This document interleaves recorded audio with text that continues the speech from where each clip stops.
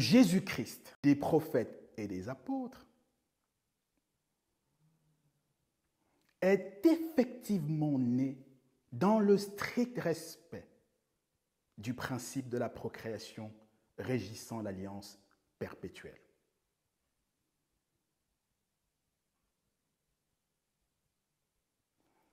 Il est né par le truchement des reins de la semence d'un descendant d'Abraham, d'un des fils d'Abraham, en la personne de Joseph. Si ce n'était pas le cas, il ne serait simplement pas l'héritier de l'alliance abrahamique.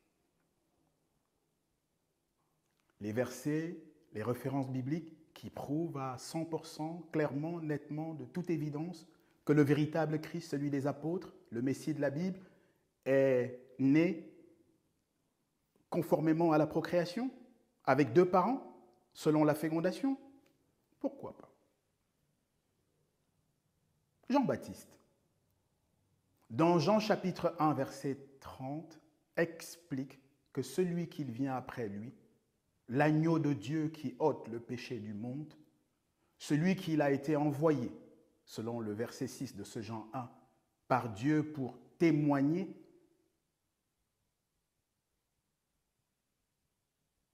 est un homme. Jean chapitre 1, verset 30. Plus avant, au verset 26, ce même Jean-Baptiste nous explique que cet homme-là, du verset 30 du chapitre 1, a été pris du milieu du peuple parmi ses frères. Un quelqu'un pris du milieu du peuple parmi ses frères. Jean 1, 26. Jean-Baptiste, le messager qui est venu préparer la route au véritable Christ,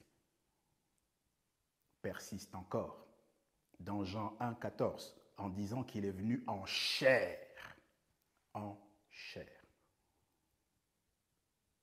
Et dans Jean 1, verset 11, il explique que cet homme, ce quelqu'un pris du milieu du peuple parmi la fratrie, venu en chair, est en réalité venu parmi les siens, et les siens ne l'ont point reçu. Voilà de qui Jean-Baptiste a rendu témoignage. Même les détracteurs, les pharisiens, en ont rendu témoignage, ont reconnu, si nous lisons par exemple dans Marc chapitre 6, les tout premiers versets, 1 et 2, nous découvrons que le problème des Juifs, c'était précisément que Jésus, le véritable, celui des apôtres et des prophètes, était justement trop homme, trop comme eux, l'un des leurs, un semblable, un simple homme, né ordinairement. C'était quelqu'un qui était sorti du milieu d'eux, qui était de condition modeste, qui était charpentier, fils de charpentier, un gars qu'ils avaient vu naître de manière normale, ordinaire, qu'ils avaient vu grandir, marcher, tomber, se renverser, essayer de tituber, puis courir, faire ses premiers pas dans tous les processus habituels de l'apprentissage, tels que nos enfants y passent et tels que nous-mêmes nous y sommes passés en tant qu'êtres humains. C'est parce qu'ils l'avaient vu grandir qu'ils ont eu du mal. Ils disaient, mais n'est-ce pas le fils du charpentier? Ses sœurs ne sont-elles pas parmi nous? Ne connaissons-nous pas ses parents? Marc 6, les versets 1 à 2 ou 1 à 3. Et nous pourrions aussi citer Matthieu 13, du verset 55 au verset 57, mais plusieurs autres textes. Je vais m'arrêter juste à Jean chapitre 10, verset 33, parce qu'il est savoureux. Ici, voilà ce que lui disent les Juifs. Quand ils le lapident, c'est quand même, si ce n'était pas très sérieux, on pourrait en rire. Nous ne te lapidons pas, cher Jésus, pour une bonne œuvre que tu aurais faite. Non, non, non. Nous te lapidons. Oui, nous assumons. Nous te lapidons. Parce que toi, homme, tu te fais Dieu, tu te prends pour Dieu. Ça ne va pas, non? Voilà ce qu'ils lui disent dans Jean chapitre 10, verset 33. Et Luc chapitre 2, je cite Luc puisque on a mis dans la bouche de Luc n'importe quoi, au chapitre 1 des versets 32 à 38, qui est vraiment un cheveu dans la soupe, une falsification ex post. Nous allons y venir dans la conférence relative au témoignage unanime, aligné, parfaitement aligné de la totalité des apôtres sur l'identité et l'humanité de Jésus-Christ. En fait, on voit par Luc 2, notamment le verset 48, lorsque les parents du Christ, des apôtres, retrouvent leur fils, et bien Marie, la mère, la vraie, hein, pas la Vierge, là, elle lui dit, bah, tu nous as foutu la trouille, mais t'étais où? On te cherchait partout. Ton père et moi te cherchions partout. La mère dit que ce véritable Christ-là a un père.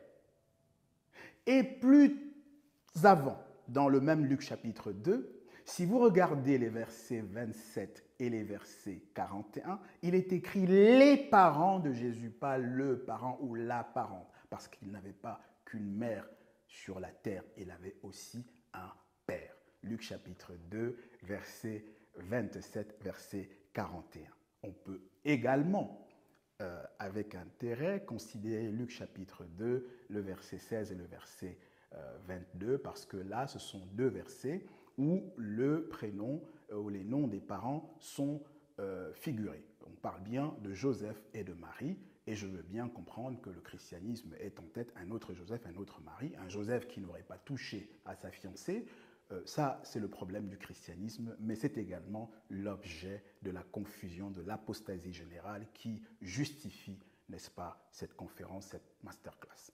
Alors, nous pourrions citer d'autres textes, hein, comme Romains chapitre 9, verset 5, où Paul dit que le véritable Christ est issu des patriarches.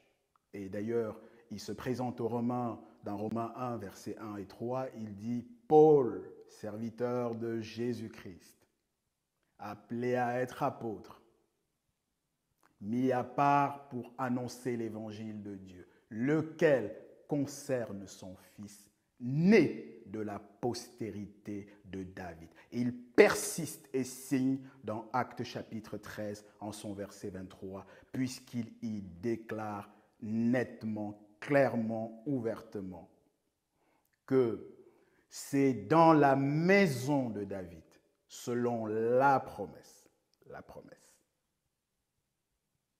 que Dieu a suscité un sauveur à Israël. Acte chapitre 13, verset 23. Nous pourrions continuer à citer des textes, mais à quoi bon?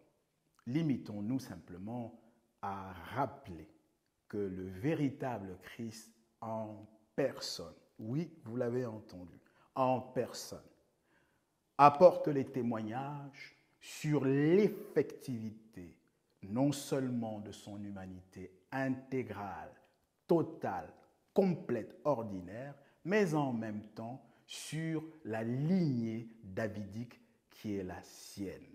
Il déclare en effet dans Apocalypse chapitre 22, verset 16, « Moi, Jésus, je suis le rejeton de David et la postérité de David. » Je suis le rejeton et la postérité de David.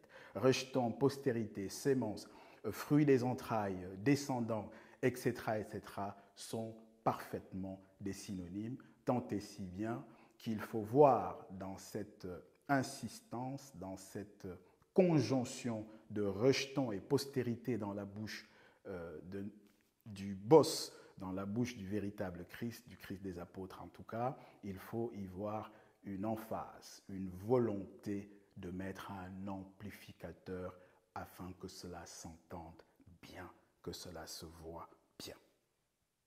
Nous pourrions franchement continuer à énumérer des dizaines et des dizaines d'autres versets bibliques, mais c'est d'ailleurs une chose que la suite de notre démonstration va permettre de continuer à faire. Mais évoluons. Voilà donc le véritable Christ descend d'Abraham, descend de David, provient des reins d'Abraham et de la maison de David. En revanche, le Jésus-Christ du christianisme a plutôt eu un esprit pour père. Il a eu pour père un esprit. Il n'a donc aucun père terrestre. Ce faisant, il est impossible que le Jésus-Christ chrétien soit un descendant,